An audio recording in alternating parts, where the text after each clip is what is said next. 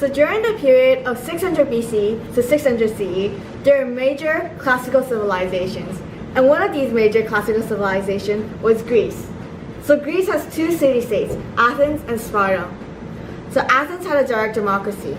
They were one of the earliest people to have such a successful democratic government. On the other hand, Spartans led a quite simple life, but the fighting skills were top-notch.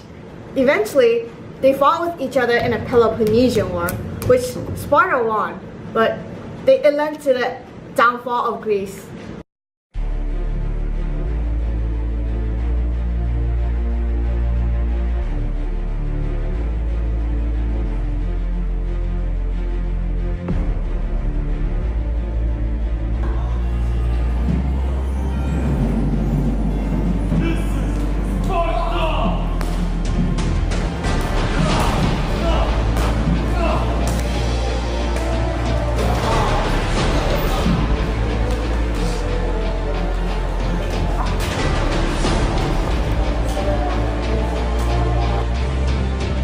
Finish him!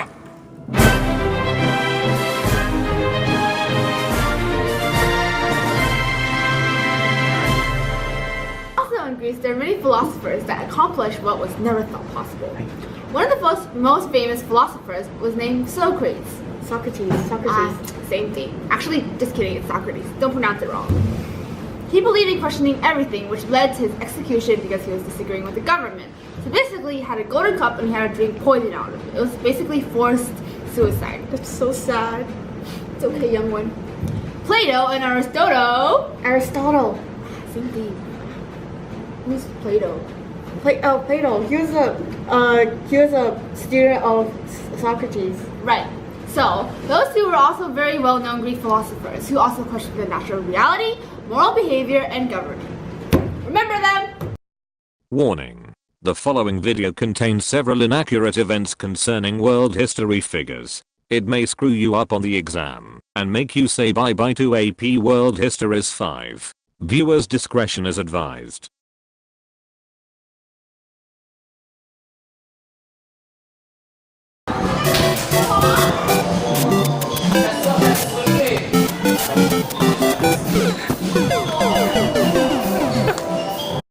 Okay.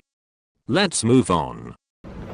So eventually, Greece was taken over by Alexander the Great, who expanded this kingdom all the way to Persia.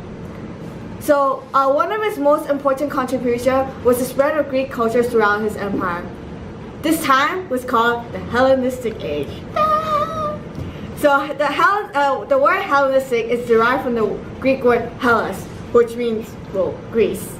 And the fun fact is, well, Alexander the Great, even though he spread this awesome culture, he was huge empire. Yes, but he was most known for killing people.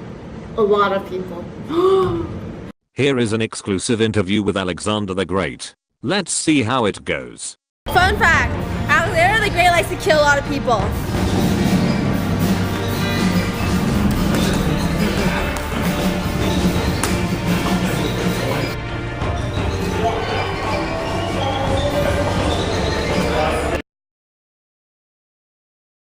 Neighboring Greece was the empire, well it wasn't the empire at the time, but the Republic of Rome. They had a senate and a consul and plebeians who were the lower classes and the patricians who were the upper classes. This republic was during 509 BC. However, it ended in 31 CE. And then came the rise of the Roman Empire. The first ruler was named Augustus Caesar, and he restored the power of the emperor, and it was no longer a sort of democratic government, but a powerful monarchy. Also during this time was the Pax Romana, which was Rome's golden age. They had a strong military with developed architecture. They also had a slave system which supported their economy. However, in the 300 CE, Eastern Rome broke away from Western Rome and started their own empire called the Byzantine Empire. Yes. Right. And the emperor of Byzantine Empire was Constantine. Yes. Constantine was converted people in his empire into Christianity, which started in 32 CE. He later on moved the capital to Constantinople, and then the split of Rome made the empire weaker and weaker. Now we will move on to India.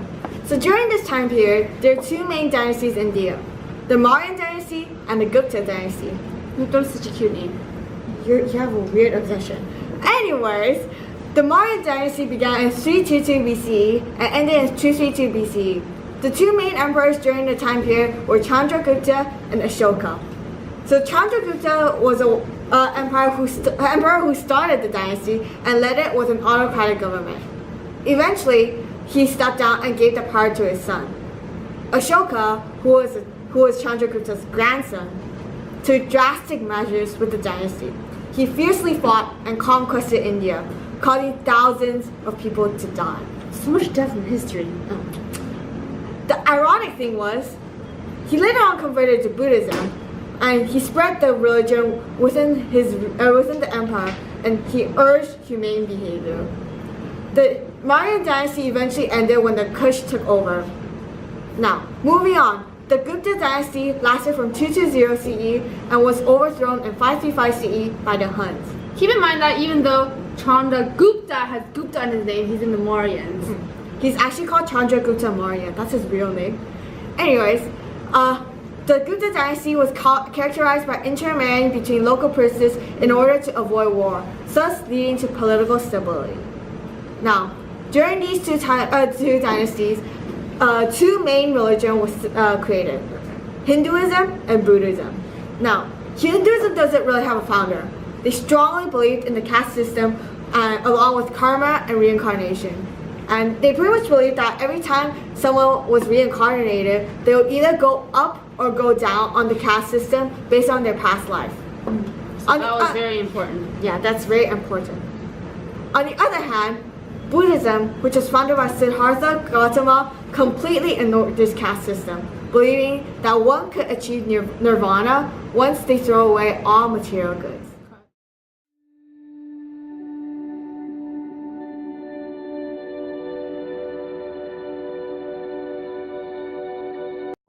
Now, moving on to the Chinese world. Okay, there are three major dynasties during this period, the Zhou, the Qin, and the Han. First, we'll be looking at the Zhou. The Zhou was very, very important due to the fact that it contributed to the Chinese philosophies. There are three major ones too. The first one was Taoism. It was created by Lao Tzu, and Taoism believed in harmony and order, especially the connection between nature and humans. Inner peace. Next came legalism. This philosophy believed human nature is evil and needs strict discipline. The governments ruled strictly and punishments were very severe. The third and final philosophy was Confucianism. The founder was a Chinese official in the Zhou court named Kong Fu Zi. Otherwise, he was known as Confucius. His teachings were collected in a book called Analects, where it emphasized filial piety and respect in general. Confucius also promoted a patriarchal in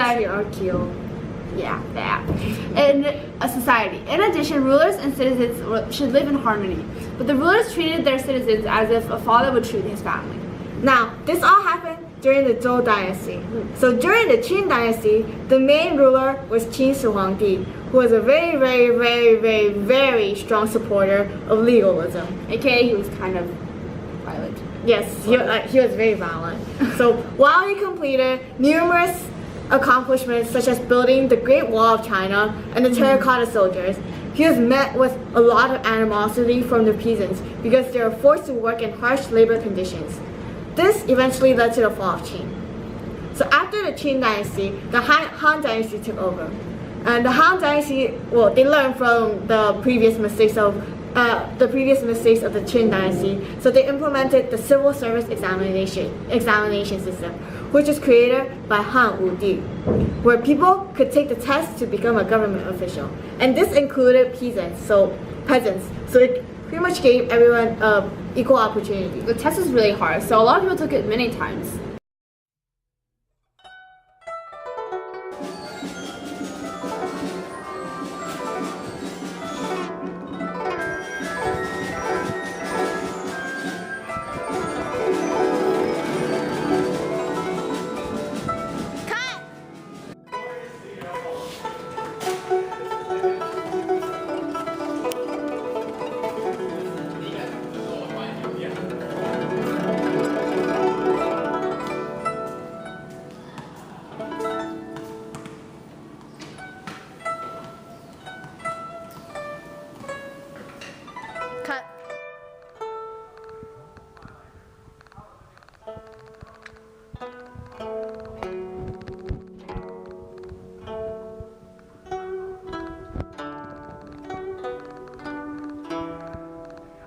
So, in addition, the Han people had a strong bureaucracy and were strong supporters of Confucianism.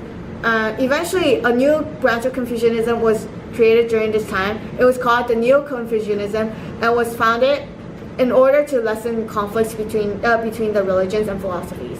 So it was a mix of Buddhism, Taoism, and Confucianism. And even today, Confucianism continues to play an essential role in Chinese people's daily life. So that's all for this period. I hope you learned a lot, and please continue to watch our videos. Bye!